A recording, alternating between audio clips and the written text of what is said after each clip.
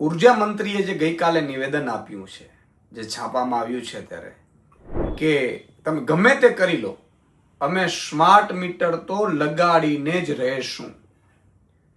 અમને ખબર છે તમે કંપનીઓના દલાલો જ છો, પ્રજાનું ક્યારે વિચારતા નથી. સ્માર્ટ મીટરની ખામીઓ કેટલી છે, છતીઓ કેટલી છે, તમે એવું કહો છો ભ્રમણા ફેલાવે છે. એવા સેંકડો લોકો છે કે જેના બિલ વધારે આવી ગયા. અને અત્યારે તમે એમ કહો છો, અત્યારે તો લાઇટ બિલ એવું હોય છે કે ભાઈ લાઇટ બિલ 2 મહિના વાપર્યા પછી આપણે ભરીએ છીએ. તમે 6 મહિના પછી સ્માર્ટ મીટર લગાડી અને પછી એવું કહેશો કે હવે એડવાન્સ તમારે પ્રીપેડ લેવું પડશે તો જ સ્માર્ટ મીટર ચાલશે, નહીં તો લાઇટ વહી જશે.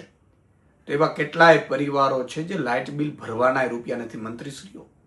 અને તમે આ કરવા માટે તમે સત્તા ઉપર આવ્યા છો. જે ઓલરેડી મીટર છે, જેના ઓલરેડી અમે રૂપિયા પ્રજાએ ચૂકવી દીધા છે, અને હવે સ્માર્ટ મીટર લાવશો ને એના પછી રૂપિયા લેશો. તમે કંપનીઓ માટે કેટલી હદે નીચે ગીરશો. અને કંપનીઓએ તમારી સાથે શું ડીલ કરી હોય ભગવાન જાણે.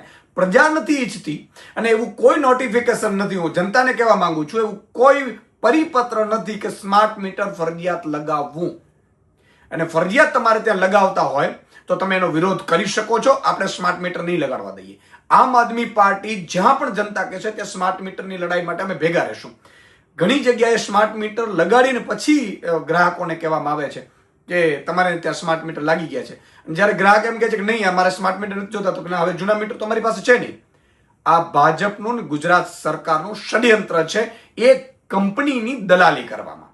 અને એને આખી ભારતમાં આવું ખેલ કરવાનો છે. અને પછી એડવાન્સ લે એટલે હજારો કરોડ રૂપિયા આપણા ડિપોઝિટના લઈ લેશે અને પ્રીપેડ કરી નાખશે પછી. અને પછી કઈ રીતે બિલો આવે છે આપણે સૌ જાણીએ છીએ. જે પણ વસ્તુ બની હોય પહેલા પરિપત્ર બહાર પાડો. પરિપત્ર બહાર પાડ્યા પછી તમામ ભાજપના નેતાઓના ઘરે સ્માર્ટ મીટર લગાવો, કમલમમાં લગાડો, અને પછી પ્રજા પાસે જાઓ. એવું નહીં થાય. અને તમે અત્યારે શહેરોમાં ઓછું કરી નાખ્યું છે, મેં સાંભળ્યું છે. તમે એવું પ્લાન કર્યું છે કે મહાનગરપાલિકાની ને નગરપાલિકાની, જિલ્લા તાલુકાની ચૂંટણી પછી તમે આ કેમ્પેન લેવાના છો.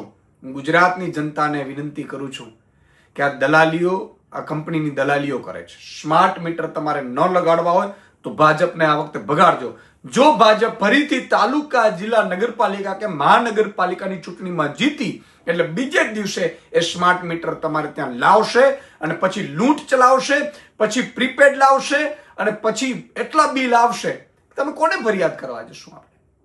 અને એકાદની ફરિયાદ સાંભળશે પણ કોણ? એટલે ભાજપનો કોઈ પણ નેતા આવે એ તમે જોજો. આ હજી સ્માર્ટ મીટરનું એટલું કેમ્પેન નથી ચાલ્યું, આ ઉપરથી આવેલું છે. એટલે આ નેતાઓની ઓકાદ નથી કે સ્માર્ટ મીટર વિરુદ્ધ કેમ્પેન ચલાવી શકે, તો સ્માર્ટ મીટર નહીં લગાડીશું એવું કહી શકે. કારણ કે ઉપરથી ડીલ થયેલી છે કંપનીને નેતાઓની. એટલે આ લોકો વળી પાછા થોપશે સ્માર્ટ મીટર. એનો એક જ ઈલાજ છે, ભાજપને આ સ્થાનિક સ્વરાજ્યની ચૂંટણીઓમાં એક પણ માણસ મત નહીં આપે તો સ્માર્ટ મીટર લાગશે નહીં. અને જો મત મળ્યું હોય એને, કોઈ પણ જ્ઞાતિ, જાતિ, ધર્મ કે પાર્ટીના કાર્યકર્તા, મામો આપણો ભાજપમાં છે, કાકો ભાજપમાં છે, અને ભોળવીન જો મત લઈ ગયો તો બીજા જ દિવસે આ પ્રજા ઉપર સ્માર્ટ મીટર થોપવામાં આવશે. પછી 6 મહિના પછી ફરીથી નવો કાયદો આવશે, પછી એના સ્માર્ટ મીટરના તમને રૂપિયા આપવામાં આવશે અને તમને લૂંટવામાં આવશે. હું સૌને અપીલ કરું છું કે જાગજો, અને જ્યાં પણ સ્માર્ટ મીટરનો તમારે ન જોતું હોય તો આમ આદમી પાર્ટીનો સંપર્ક કરજો. આમ આદમી પાર્ટીના કાર્યકર્તાઓ તમારી સાથે ઉભા રહેશે.